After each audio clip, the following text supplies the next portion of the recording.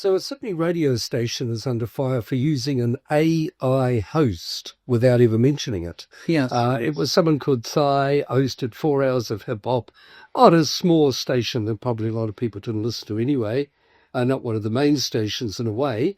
But at the same point, the episode, according to radio industry people who are up in arms about it, both here and I posted on a local radio industry forum, and they're all up in arms about it. And they're basically saying that there needs to be safeguards. You need to label that it's AI. You're deceiving the public. It's not human. One radio blogger that's quite well known in the industry says it breaks the number one rule of not lying to your audience. He says that the future of radio is human connection and shared experience, which he believes it is. At the very least, you should say that your on-air talent is actually AI. Look, let's listen to what we're actually talking about here. Let's hear some of the voice breaks, which is where she came in and talked after several pieces of music.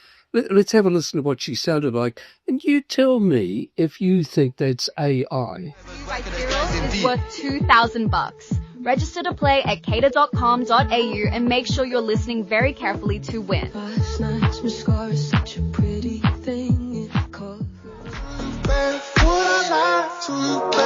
on Cater in 2 minutes is The Weekend, and then Lisa teaming up with Ray for Born Again. It's Selena Gomez at Cater. Call me when you break up. I wanna be.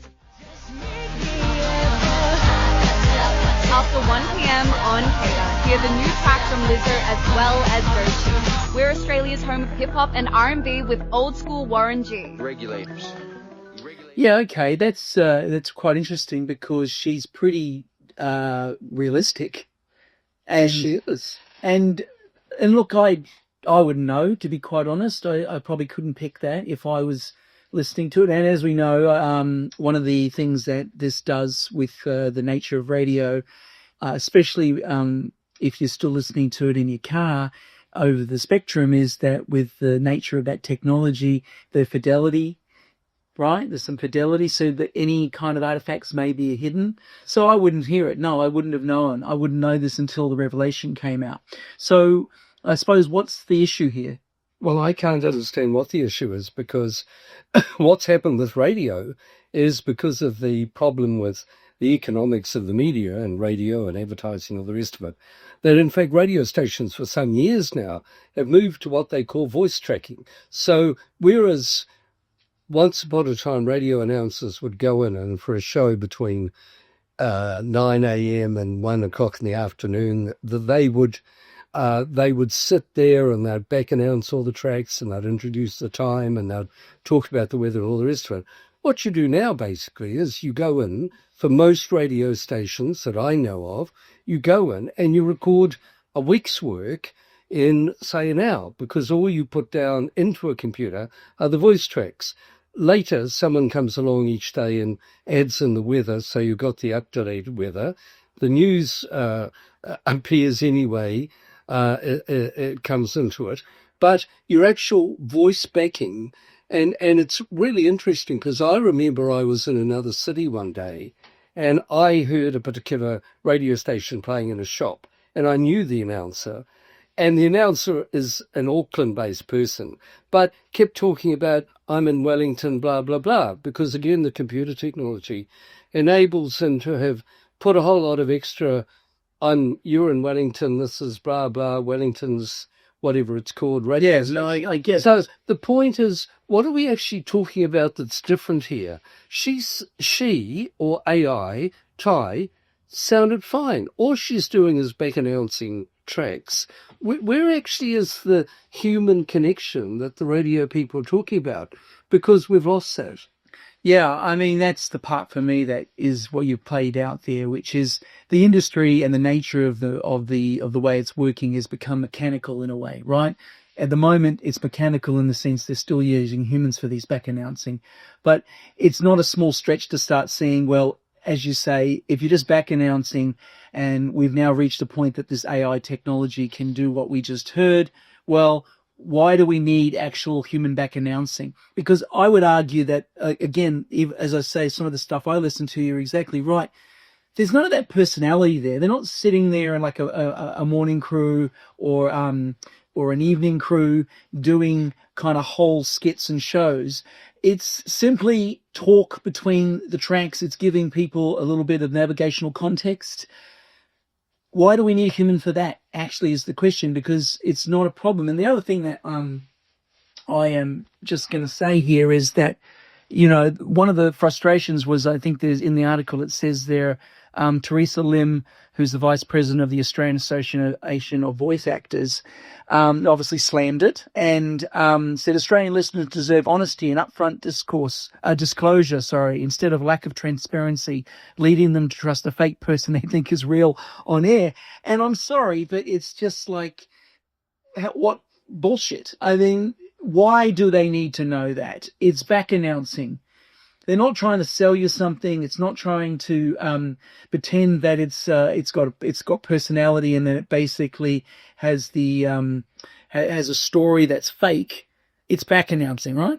Yeah, well, Spotify's played with an AI DJ. I don't actually find it very convincing. No, but this is way better than AI. Yeah, Spotify's DJ. Absolutely, but mainly that's because I don't really like the selection of tracks that the AI thinks that I actually want to listen to. But again, that's the age it is. And okay, people keep screaming all the time, we've got to have honesty. I think there's obviously a place for honesty, but I don't see what the issue is in this. I mean, if I'm not listening to Spotify and I'm listening to this hip-hop radio station, I don't... and I think the other connection with me. The other thing that's being missed here for me is just the truth. Let's just talk the truth of economics. You opened with that point earlier here in this point you made about the economics. And look, that's just the truth of it, right? The economics have shifted so dramatically across many media sectors, but radio is not immune either. And in fact, despite its ability to be hanging around still, it has a lot of its own economic issues. So it's all very well and good to go on about, we need human voices for this and all this sort of stuff. But look, here's the difference for me. Economics don't make sense. So these people won't have jobs anyway. And it's a really ruthless thing to say, but that's the way I think you need to have to be quite mercurial about the nature of it. You can't pretend to have an employment for a space that hasn't got the economics to support it. Yeah, and what the big trend at the moment in radio, and where we live in Auckland, one of the radio stations has just announced that the DJs have gone, and as from next week or whatever, there are no DJs, and that's a trend. We've already got another radio station, Channel X, is rating through the roof because they're already doing that. And look, I worked in radio, and in part of my growing up in radio, I did things like midnight to dawn shifts, and I just think back and think, there was no reason for me to be there. Either they could have just played the music, but if in that particular situation where a lot of people can't sleep, so they listen to the radio and want a human voice, I don't see any difference between if I wasn't there and an AI replica was doing it. Okay, well, I've got another one for you then, because how do you feel about this, which I think is an interesting progression, but I think saw last year that there was a Polish radio station that decided to, it was broadcast in the media space that they fired all their journalists and basically brought in all these AI. But I think there's a great story on the New York Times that actually explains that that's not what they were trying to do.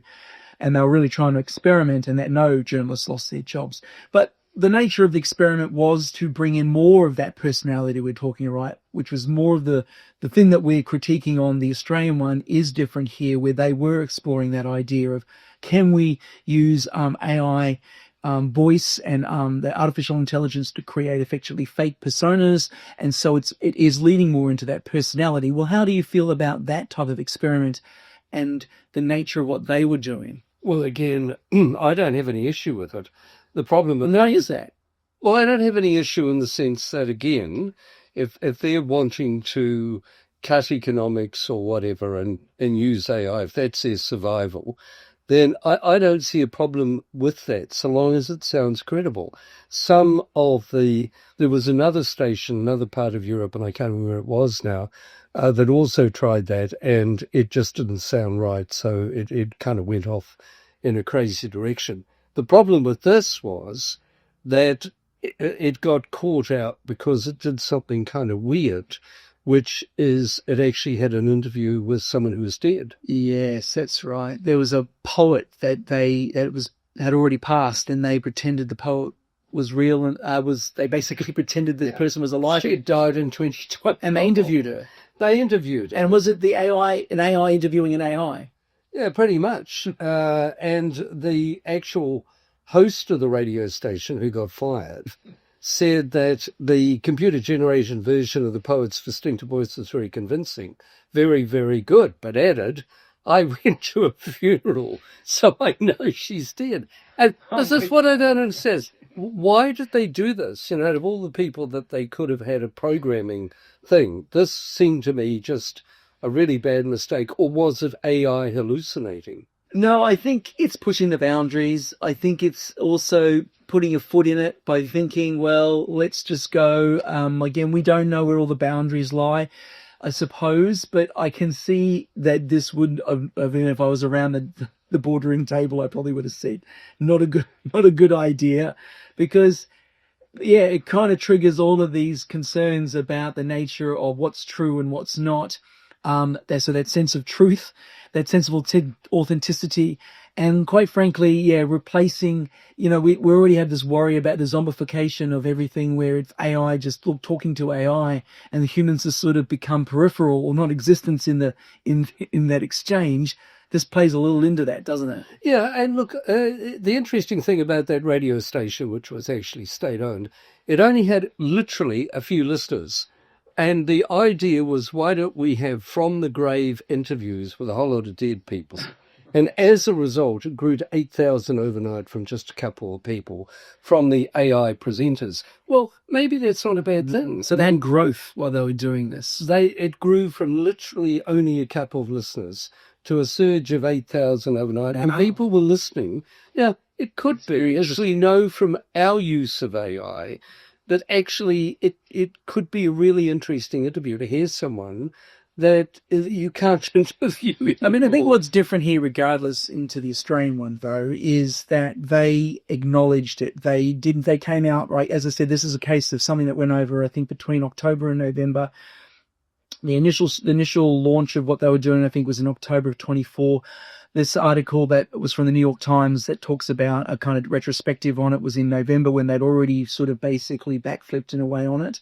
But they were open about it. And I think that's the thing that obviously the first thing that people are worried about. And it also leads into something else that came out, which is Microsoft announcing that they have put out they had an ad for their Surface product, and they went ahead and they've said that this advert, effectively most of it, except for parts of it, were all made with AI.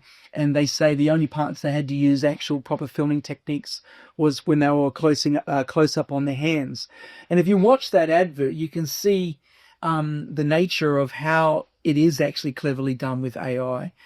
But again, the interesting thing for me here is I think this advert plays into that nexus of the dichotomy that we're seeing now between effectively both sides' views on the AI creativity process.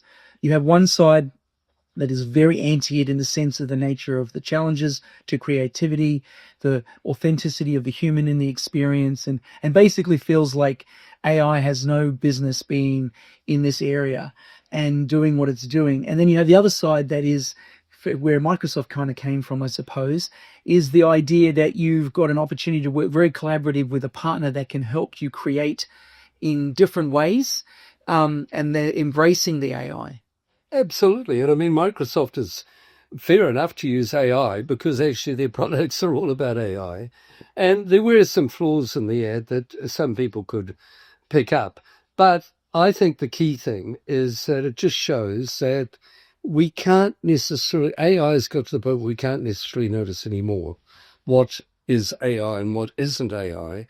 And the issue is, do we really care? How much actually has to be transparent about that? And that's something that the debate is going to continue. Well, I think so. And I think what was interesting for me is the comment from the Microsoft design chief, John Friedman, He was speaking to a colleague of his, Tom Warren, and he basically said that the ability, he goes, the AI is to become one more tool in the creative's arsenal rather than replacing them outright. And so as Friedman puts it, suddenly the design job is how do you edit? And I think that for me is this nature of the complexity maybe, but also the thing that I think is amazing and how I use it is what we're seeing, I think, and that's where this is that nexus of it in the Microsoft ad, is we are seeing a transition, a devolution of what it means to work with in creativity. And the devolution is the threat, because the devolution is shifting where the creative works. Whereas before you were the person who actually put the weaves into the carpet. Now you're moving into the person who just thinks of the design. The machine does the weaving.